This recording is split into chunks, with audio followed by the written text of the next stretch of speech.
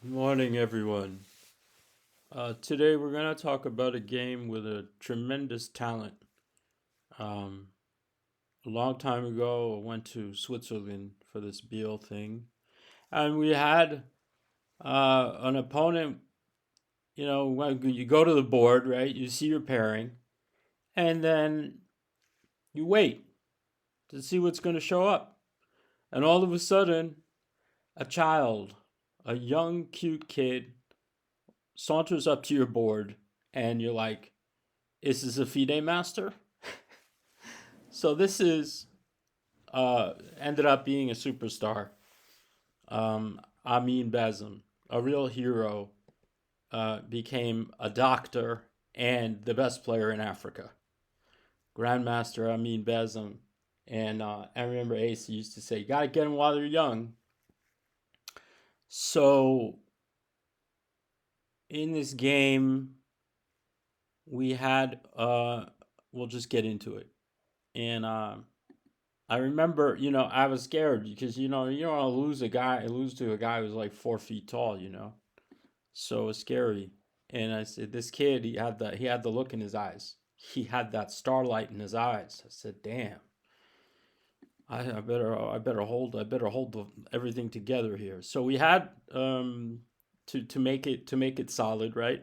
Because you're playing a kid. I think this is a good technique to use for kids, and just make a game.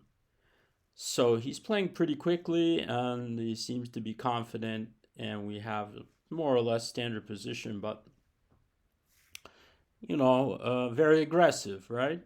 Mm, very aggressive and all very standard at this point, I would say. D6. Now, thinking about this, I'm like, he really wants to go E5, right? That's always the play. In You've seen Simon Williams do this a billion times.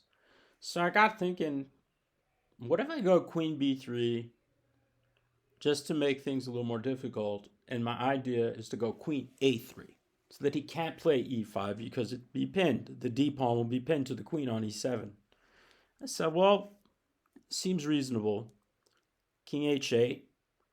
Um, and we went for Queen A3. Now he can. So he has to develop his pieces, and Rook A E1. I think my idea is speaks for itself. And yeah, so he goes knight e4, also very common in these classical Dutch structures. And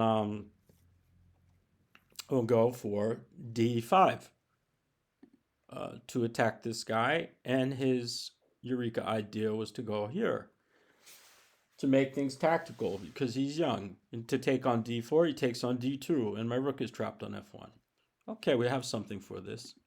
Simply attack both knights. Now, he has to make a decision, a concrete choice, and I really thought, well, if I'm taking on f3 with the pawn, it's good because his queen is at the end of the e line, right? So we took this way, and he went knight c5. If he takes on d2, you take back, and if he goes e5, you have f4, and if he goes e4, you have f3, and eventually you're breaking this puppy down. So he had to go away. So what to do? Right back to a3 again, um, making life difficult and threatening b4. So he said, "Well, I'll just play a5, but that doesn't stop me because this rook is now hanging. Knight a6 and queen takes a5. Okay, he has plenty of counterplay. I understand that it's a little dicey to take it, but you know, if you survive, you thrive. You get a little extra material. Bishop d7, de, bishop c6. I think I have to. I will go for b5 and knight c5. He's getting active, and we retreat. Now he's got to move his bishop home, back to e8, and it's time to start trading things. When Now he has to take on e6, or the pawn will sit there for the rest of his life. And uh, and you'll say, well, that looks a little dangerous because he's going into the pin. It's true, but I don't have any way to really win material. But the position is very good just to trade and play f4, and with clear advantage. He's in the pin. The b pawn is hanging. Uh, More active pieces. Queen on c3, angling down at the king. So he gets out of the way, and we eat this with a tempo. He takes this and bishop d5. This was the big plan, to get a rook on e7. When I get a rook on e7, he's going to have to go rook g8 and go passive. And then I was thinking queen c6 would be a very tough move to deal with, because if he trades the queens and I get pawn on c6 and rook on e7, this guy's hanging on c7, it becomes difficult to stop rook b1 and rook b7. And at the very least, it's unpleasant. So he took, and he did not take. He did not want to, especially because he's young. It's like you see this rook coming down, and you're like, I don't want to deal with this kind of thing. You got to defend for your life. And so he goes back, and now he doesn't get a chance to take it. It might have been appropriate to take it, to be honest. Um, but now we're really locking the fort down here, and the structure is such that it's passive, it's unpleasant, and white has the space, and now I have to, push this pawn down the board. King g2, you pass. You're like, okay, kid, what are you gonna do now? And maybe they'll make a mistake, and he did. He shouldn't take this. Should go back to f8. Make me prove something.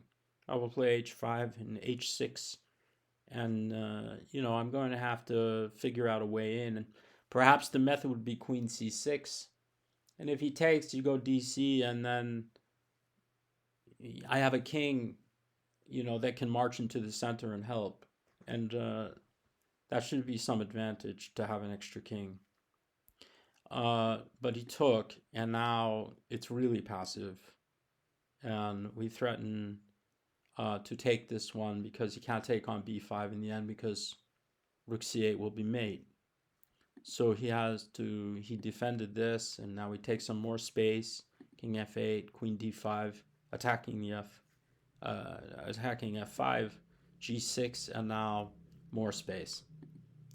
More space. And when we had this, I thought it was funny geometry in the end, because the pawns gave up here. The pawns are 2 boxes away.